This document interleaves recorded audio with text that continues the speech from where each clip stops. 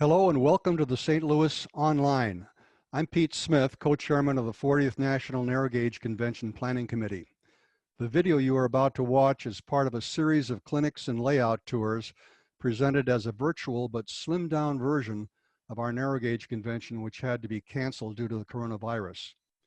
We thank all of our presenters for their support and for allowing us to share their work with you. Our thanks also to Russ Segner, Robin Peel, and Burr Stewart for producing this series. For more information on this video and others, go to our website at 40nngc.com. We hope you enjoy the program that follows. Our next presenter is Lind Wickersham. Lind is going to help us build detailed structures. So Lind, it's all yours.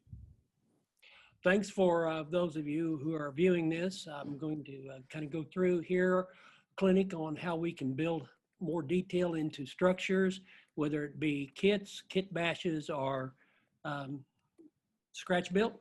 So from that, we'll just get started, and I'll move through this pretty quickly. Unless I say so otherwise, all the models you'll see are scratch built. This one, though, is not a scratch built one. It's a kit that's available, makes a real nice boiler. And it basically just a very few things were added to this. Number one is where the arrow is a feed water tank. It gives a little more interest and detail to the top of the model, built from evergreen rock tube and sheet styrene and some Grant line rivets and some C channels from evergreen. And a little added detail is on the top of it is a manway or a handhold where you can get into the tank. Another thing that was done here is scale chain on the blow down valve. This was pretty characteristic of boilers. They would chain them where they couldn't be turned if they were, boiler was in operation or in maintenance. And then using some brass paint for hinges, face of the gauge, and then a support out of styrene rod to support the steam pipe. Little things that just add a little more interest and captures the viewer's eye. Here's a prototype of a simple elevator that I'm building or have built that's in a smelter.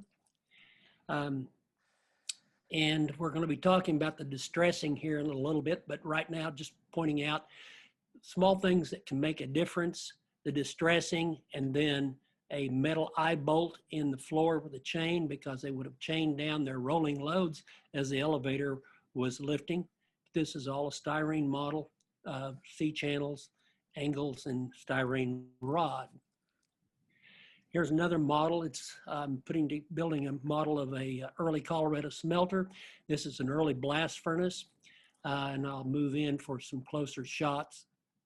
It's all styrene. Everything was built from the styrene strips or angles or tube, except for the bustle pipe and the tweers. And they were 3D printed to get more continuity between the individual pieces since they taper and angle at the same time. The way I do my brick is I'll take a styrene strip and I will, that's of the size, the width, and the depth that I'm after for the scale that I'm working in. All these structures are O scale. And then I'll cut it to length, and then I will lay a course of brick. And then I will take a piece of, in 1/4 inch scale, 10 thousandths by 30 thousandths strip styrene and lay it in, and that simulates the mortar. It's not so tedious as it is just time consuming. This model here hasn't been weathered at all because I'm going to wait till I get it into the structure before I start weathering it. But some other little details are the hangers for the tap hood, brass wire here to keep the oven together as it heats up, and the hangers on the end to carry that, small spouts for the taps. And here's another model built the same way out of individual brick styrene. And you see there's a lot going on.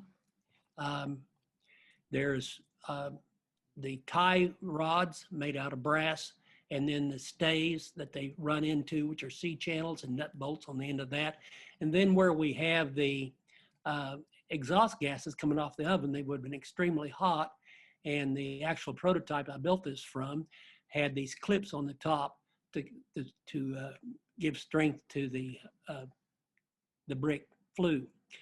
Also, we have the tie plates going through the chimney that with nut bolts, and that just gives a plain face a little bit more for the viewer to look at. One of the advantages of using individual brick, you can look on this face of this chimney, see how it has more relief to it. Moving to the next slide. Here's a more common use that's quite easy to do, and that's build your own chimney stack. Built the same way as I did on the larger models there, but the flashing is what I want to talk about here.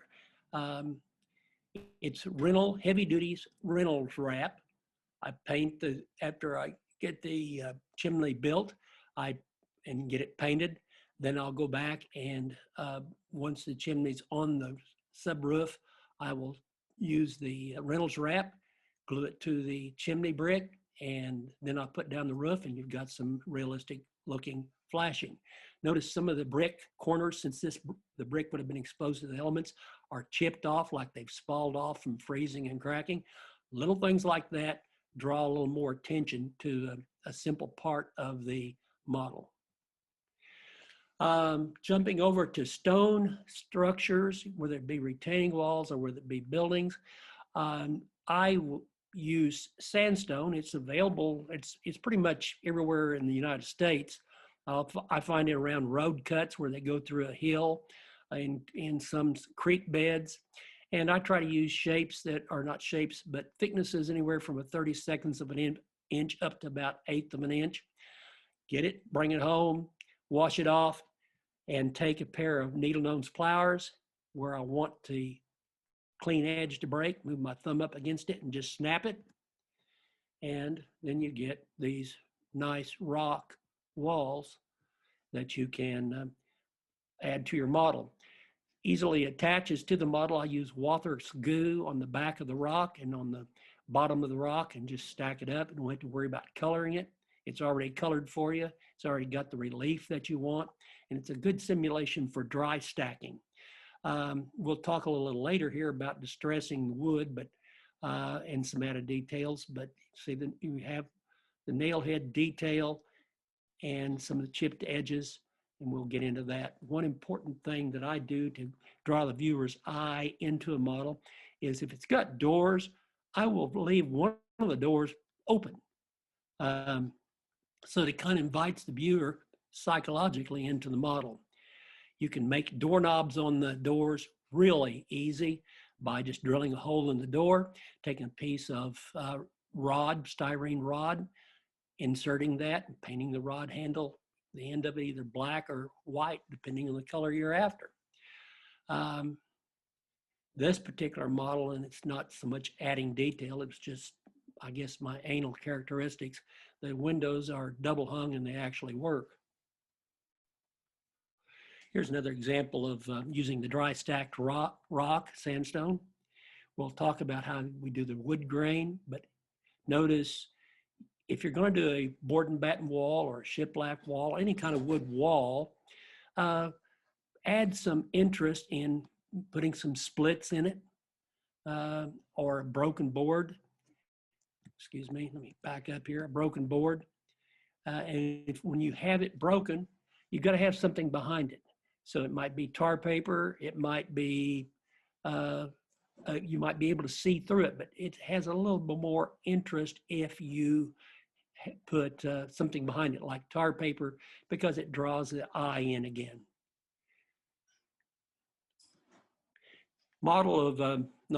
Prototype of the Buena Vista mine in Colorado. Kind of look at the layout of this. You've got a winch, which looks like a 1 horsepower. You have the logs and some rough sawn logs again. and I'll move in the next shot for detail, but we're going to talk about what we're being used for the rough sawn or the rough logs. Mardel's carries, they sell reefs 12 months a year, and basically what it is grapevine. I go buy a wreath, it's cheap as all get out, and the grapevine about every 4 inches forms kind of a knuckle, and with tendrils coming off, I chop those out, and I've got about a 4-inch length of material that I can use for a log. All I have to do to it is kind of whittle on the ends, so it makes it look like it's been cut with an axe. You don't have to add grain structure because it's already got it. You don't have to color it because it's already colored for you. Some of the details you can add to create a little bit more of a visual feel and hold the viewer's attention a little longer is in the prototype, there was a sawhorse. I always use scale lumber, so it looks like it fits the scene better. Some styrene rods and a jig, which were simulating the hand drill bits that miners would use.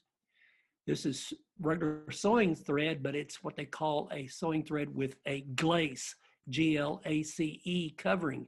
It's kind of a waxy covering over it, and it really knocks down the fuzziness of a thread when you get in and look at it close or when you photograph it. In distressing styrene or in distressing basswood, here's what I use. A wire brush, a fiberglass eraser, a razor saw, dental single edge razor blade, dental pick, and then the first step I do before you ever color or glue the wood, work it raw, and I take a single edge razor saw and I'll hold it at an angle to the wood and draw it back with quite a bit of pressure. And one pass will give you a lot of grain, and you won't get straight lines if you hold it at an angle. After that, if you want deeper cracks, I use that dental pick, embed it in the wood and draw it back, and I get a pretty wide crack or a pretty deep crack. If you want to widen that up, use your X-Acto knife or your single-edged razor blade and widen that out. Here's an example of what you could do. The bottom piece of wood is just regular basswood, no grain other than what comes in the basswood.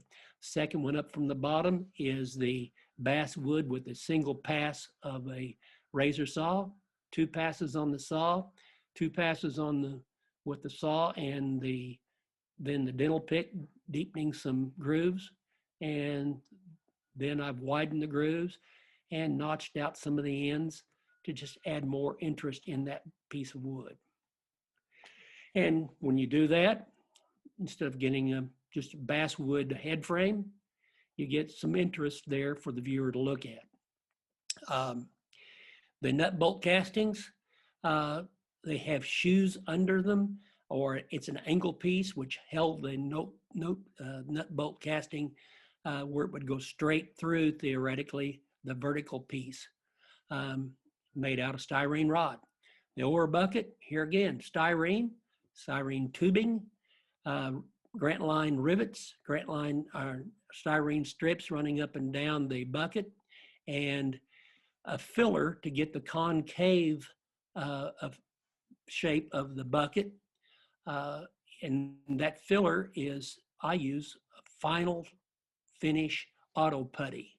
It's a very fine, has a toothpaste consistency. It does not shrink, and it dries pretty hard in about 30 minutes. I've also used Tamaya putty, but you can buy a monstrous tube of the auto body filler, and you're not going to spend near as much. You get equal amounts in a hobby store of one of the hobby fillers. Also, building detail into your models. If you want something that's going to be a foreground model and you're going to want to include an interior, it's important that you use scaled sized lumber, because you don't want to have something where you supposedly have a stud and it looks like it's made out of a 6x6. And you need to frame it up just like they would in real life with the studs and with fire stops. You can use, you can make your doors workable quite easy. Build a door, use a Detail Associates metal, what they call lift rings, and you embed those lift rings into the door jamb, and then take a piece of brass wire, bend it in an L shape, glue it to the door, and insert it down, drop the door into those lift rings, and now your doors work. The windows on this one, here again, I was having an anal day, so they actually work. But the whole roof comes off this, and you can see the different things that's going on there. It's a close-up of the compressor room on that particular model. Some of the things we've talked about already. Dry set stone. We will talk about tar paper, but you can add detail by tearing part of it off, have something behind it. Some split wood, some broken wood that was used to hold on the tar paper. Here's that string. I've coiled it up on a piece of wax paper, AC seated with glue, and then so to hold its shape, and then use some chalks to make it look like a rusty wire rope. Heavily distressed, small retaining wall. Rafter tails. Roof comes off of this, but I have the tails glued to the edge of the roof, and it just is something else to catch the viewer's eye. I model Colorado. A lot of the old iron buildings there take on this kind of purplish silver effect. So the way I achieve that is with Archer Etchant and Rust-Oleum Espresso color paint. Let me just say a few things about the Archer Etchant. It doesn't have to be Archer brand. Just any PC board etchant will work. I use a discarded 2-compartment TV dinner tray, and in one compartment I will put the Archer Etchant full strength, about a 1/2 inch deep, and it's ready to go when you start putting your individual pieces in there. What I want to point out is, do not, under any conditions, stick your fingers in that etchant. Use a pair of tweezers. Second, even more important, don't use your wife's tweezers. It eats the tweezers up after a period of time unless you want to give up the hobby. I try to use it in a well-ventilated place because it does make fumes. So I usually do it in the garage. So as soon as it starts foaming, dip it in one piece at a time with the tweezers.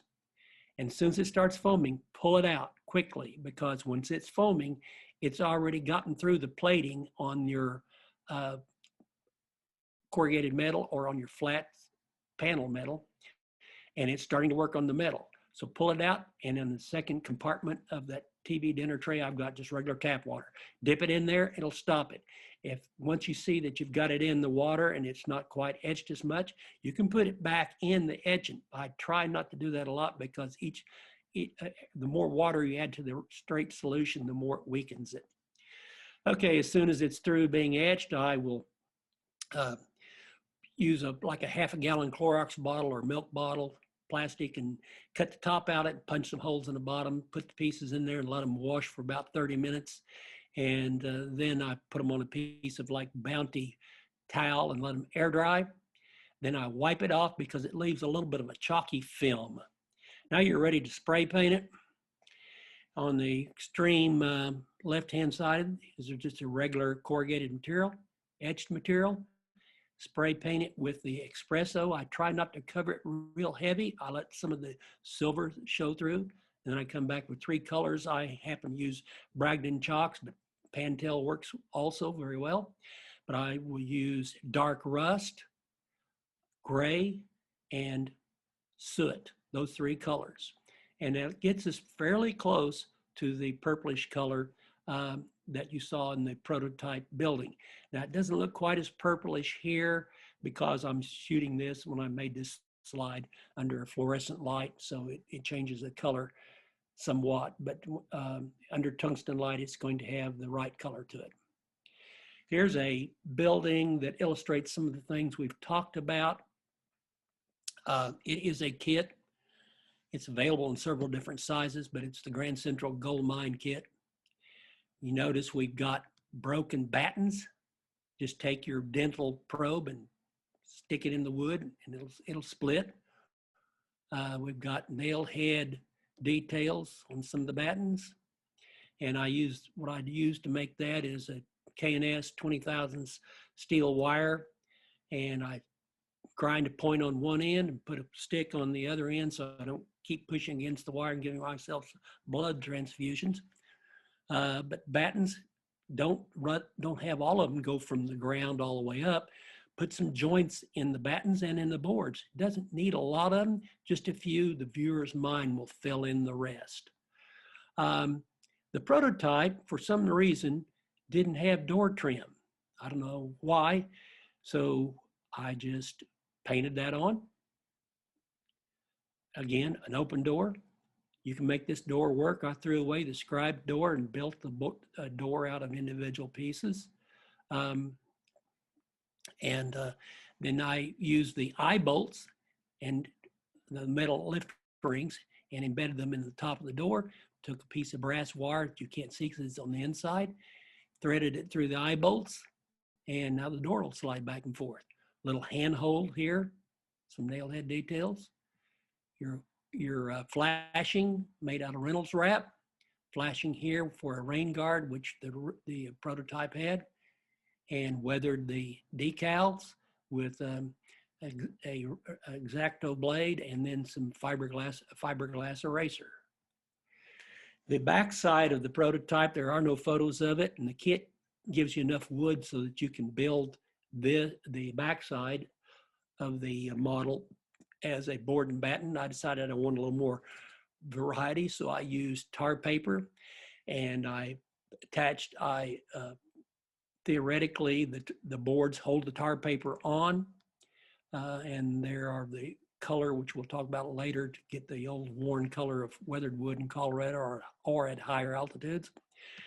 Here again, air balancing tape, wood that's carrying it, and it's distressed wood.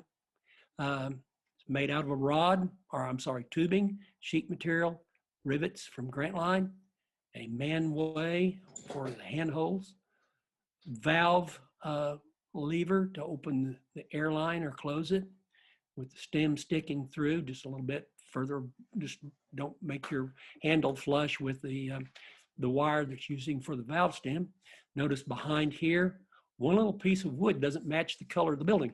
Theoretically, what happened is the board rotted out, so they just took a regular board and patched it up, got a knot hole in it. I drilled with a drill bit and put it up.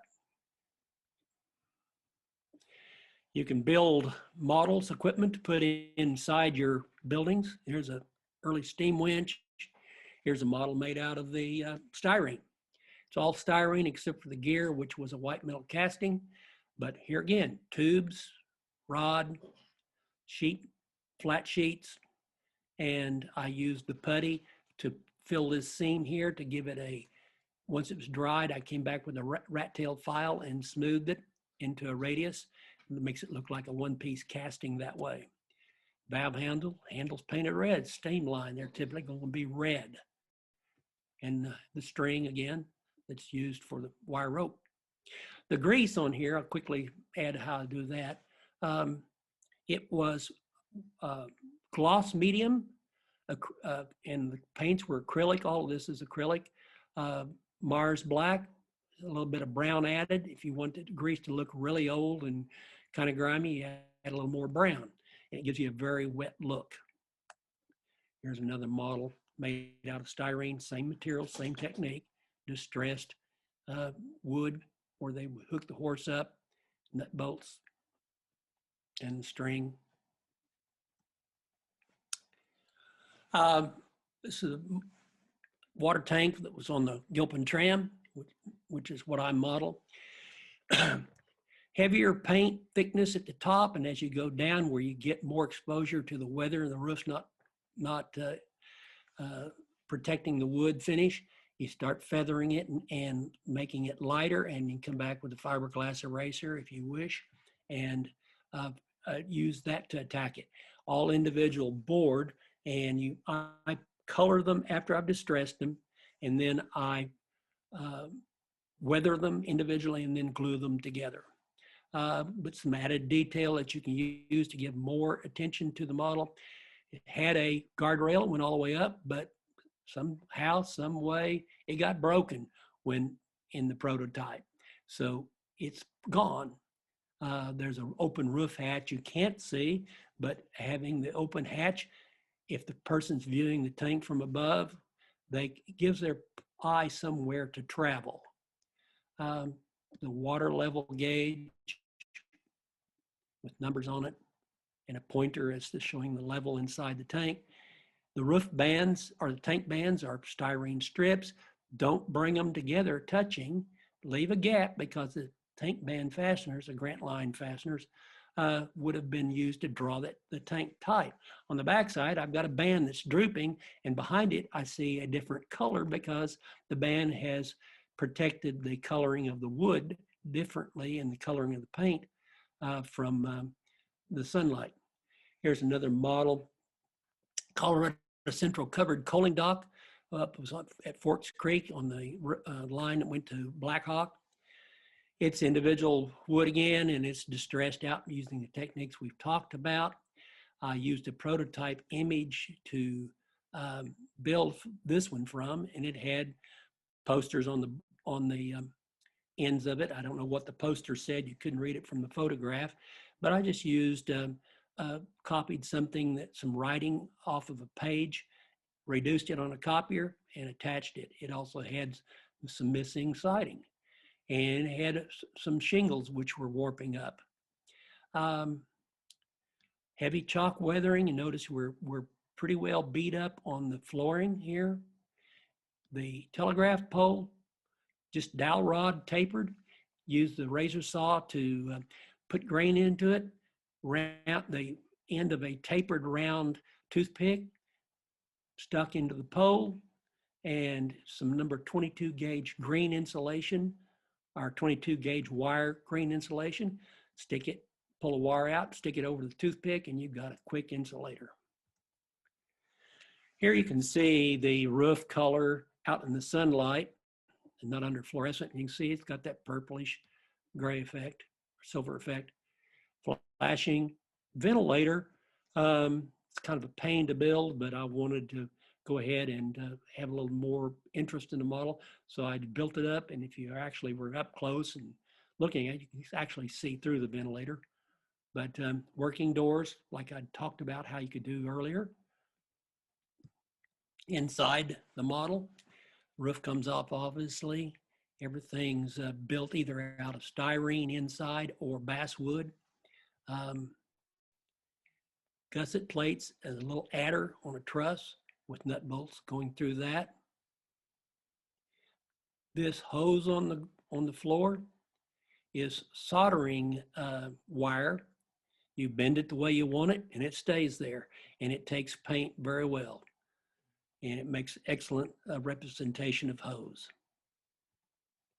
The machine shop that's part of that.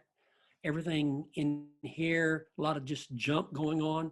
The buckets and things are made out of styrene tubing. A metal catch-all pan under the lathe to catch the filings from the lathe. The belt drive is typing paper or computer paper cut to the width that I want, and then it's brushed on raw sienna to give it a weathered or worn leather effect. The lathe and the mill engine, those are kits, but everything else was scratch built. Very simple model oil house that went with that engine house. This little model is about 3 inches long and about 2 inches wide. In itself, it's not all that interesting until you pull the roof off, and then you get a lot of clutter with cans. If you want a can or a bucket in itself to take on interest, and you make it out of this tube, Put the lid on it, but don't put the lid on it all the way across. Pull it back and stick a rod in there. It looks like a paint handle. And now the viewer's thinking, oh, crud, you know, that thing's partially open. It's been used. Makes them think, make their mind fill in what you want them to think about. On some of these shelves, let me get my pointer over here. There's kind of a grease ring. That's easily made. Mix your grease color up like I did when I was talking about that gear. Take a piece of raw tubing, file the end of it very thin, dip it into the grease, and then push it down on the shelf, pull it back, and you've got a ring. Here's how I do what I use for my tar paper. I buy a cheap brand of cocktail napkins. I don't want any decoration out in the middle part because this is what I'm going to use. It's 2-ply. So I get in there with a fresh razor blade, and I cut off the border, and then I cut it in strips 30 inches wide, scale 30 inches wide, sorry. And the 2 plies separate. They're not bonded together other than by the decoration around the edge. Then I will attack the roof that I'm going to put it on. I use a very wet, heavy coat of paint, and the paint's the color I want the roofing tire or the roofing material to be. I may want green, I may want kind of a red or black or gray. And I brush on, not for the whole roof, but I just brush on maybe enough material for a strip at the time. And I lay the strip down into that wet paint, and it does exactly what the cocktail napkin's supposed to do. It absorbs it, and that glues it to the subsurface. But then I go, while it's still wet, I'll take a broad brush and paint the second coat over the surface of that strip to kind of seal it down a little tighter. When it dries, take a straight edge razor and trim it off of around the edges of the roof. Put in, don't use a complete length all the time. Have 2 pieces there, gives a joint. It's just a little thing that catches the viewer's eye. Talking about the wood that weathers in Colorado or higher elevations, it's obviously prototype and a very simple model that uses that same technique I'm going to talk about to get you there. But just a very, very small model, not much to look at, but if you look at it close, there's things that the viewer can look at. Joints in the board, nail head details, some little tar paper added for interest, soot coming down from the chimney. And here's what we use to get to the color. I use a chisel brush, the top one, a shaper or an angled brush, and a wire brush. First coat, you distress the wood however you want it to be distressed, or you may not want to distress it all, but do all your distressing before you color in any way, or before you glue, obviously. And I put on a very wet coat of titanium white, and I put the first coat on, it dries.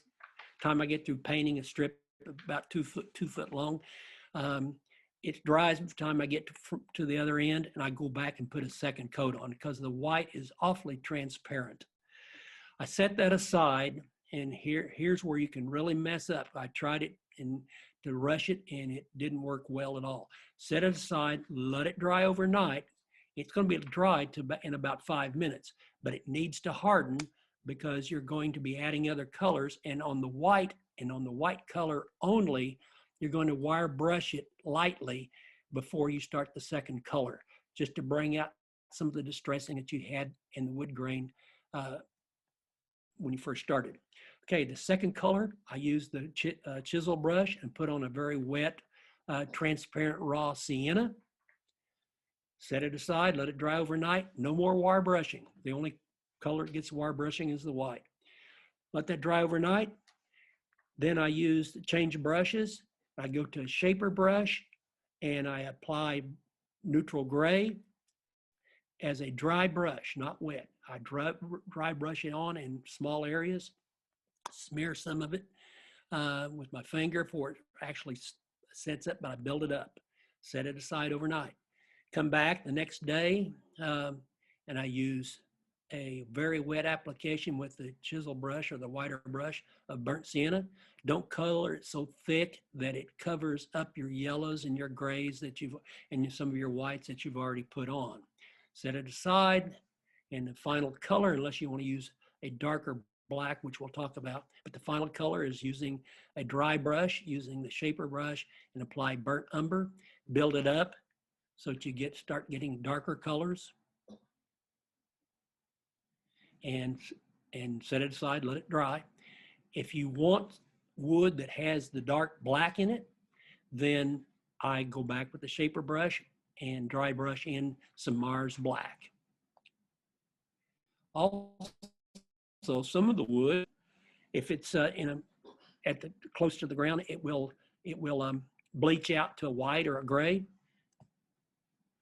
So if you're going to do that, you just leave that white from that very first paint untouched, and you build up all your other colors on the rest of the wood.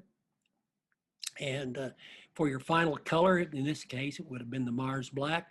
You dry brush and feather that into the white.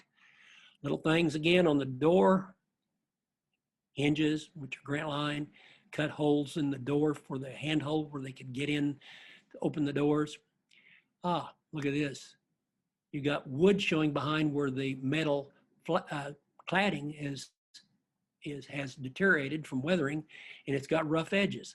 Well, if you want those rough edges, once it starts foaming in your acid, just leave a little bit longer, not much, because your metal will evaporate in front of your eyes, but it'll start eating up the metal. Here's a model that illustrates the 6-color wood stain. A few things here real quickly, and then we'll be finished. Some of the panes were broken out, and I covered them with wood or with metal flashing.